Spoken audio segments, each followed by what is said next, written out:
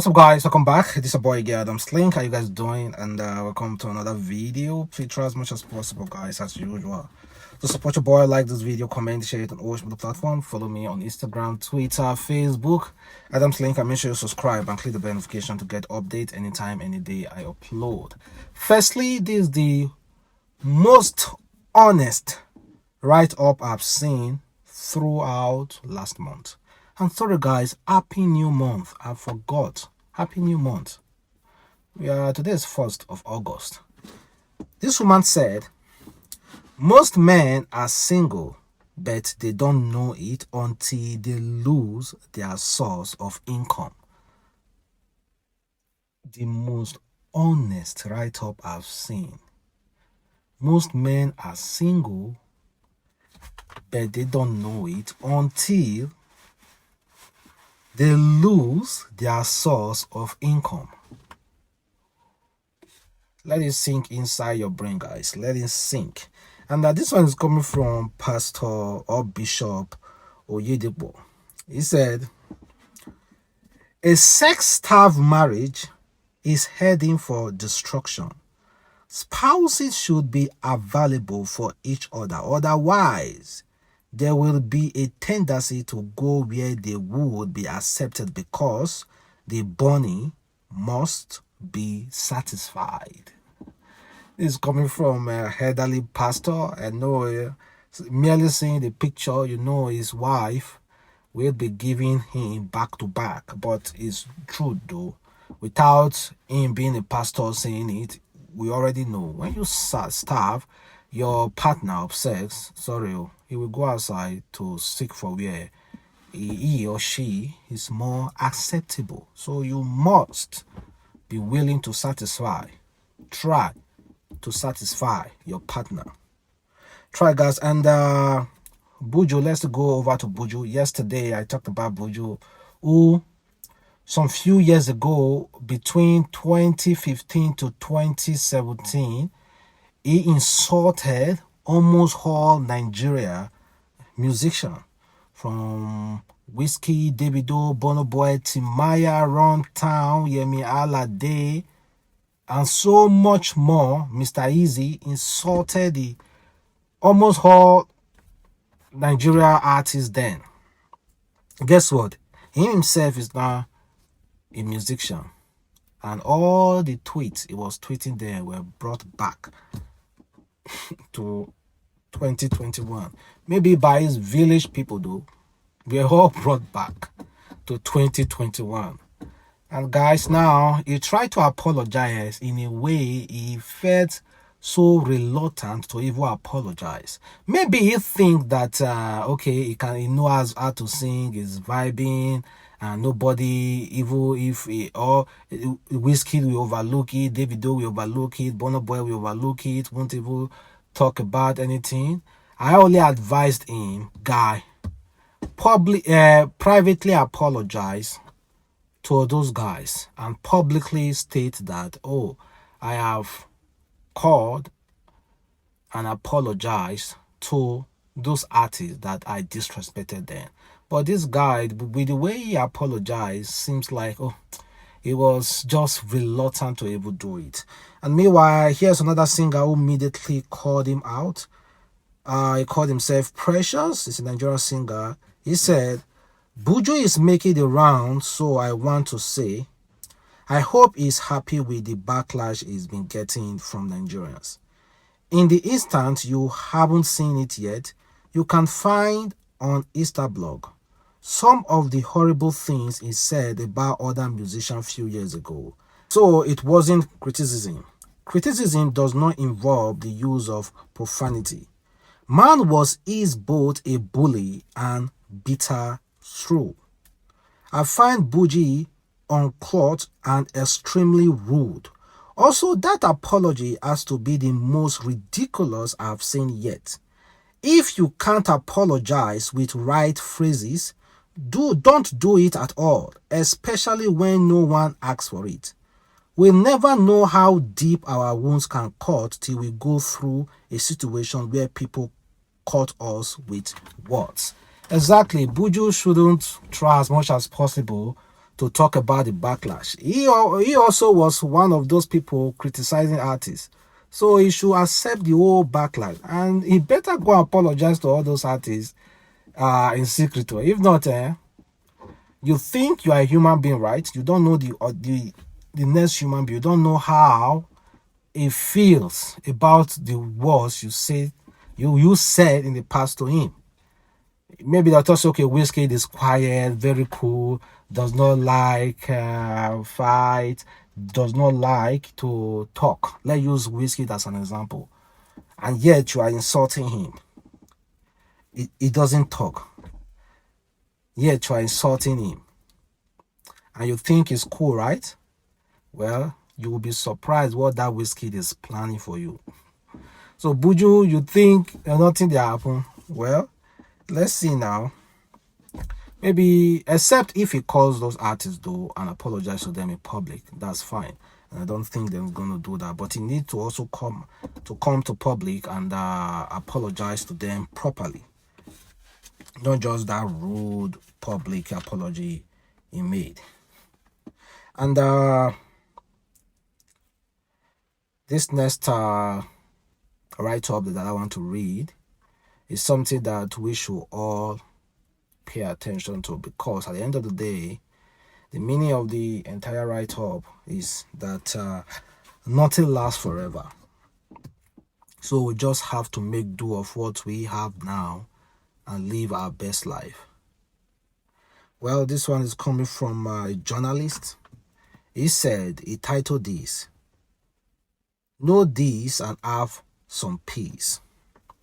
I have visited my 120 years old grandmother and given her some money when I was leaving, and she told me she doesn't need money again, that she can no longer buy or sell at her age, so I should give the money to the younger ones who need it. I also have a former governor friend whom I worked with as a greenhorn journalist. He was governor from 1999 to 2007. Not too long ago, I saw him. After check-in, he was left seated by the corner of the Murtala Muhammad International Airport awaiting his flight. No one even recognized him again. Not even passengers from his state where he was governor. And as I walked up to him and greeted him, then asked if he wanted any assistance, he stretched forth his trembled hands to hold me and simply said, 'Thank you for even recognizing me again. I just want your attention briefly, my son. Sit down, let me ask you something. How is Governor Ayedi doing, Abba? I also have a retired Major General friend whom I serve as a golf cadet at the NDA golf course in Kumi, Mashi, Kaduna. He was so rich, he built a beautiful house he was so proud of. I visited him not long ago and wanted us to climb to our favorite spot at his balcony upstairs. He stared at me with a broad smile and said, 'Jale, I can't remember the year I went up there. It's lizard and cobwebs and the likes that live there now. Even the kids, when they come, they don't enjoy my company in the house anymore than a few hours and they are gone. I don't have the limbs to climb up there again, and the cost of cleaning keeps getting higher. I have seen a lot more things. How yesterday became the day before, and how today became yesterday, and how tomorrow became today, how the past became history, and how the present became the past, and how the future became the present. Nothing ever remains where it is. Your strength, your muscle, your beauty, your wealth, your guts, your what, your courage, your talent, your you will progressively diminish until it returns to source. The richest man in the world in the 1960s will be on the payroll of the richest man in the world today.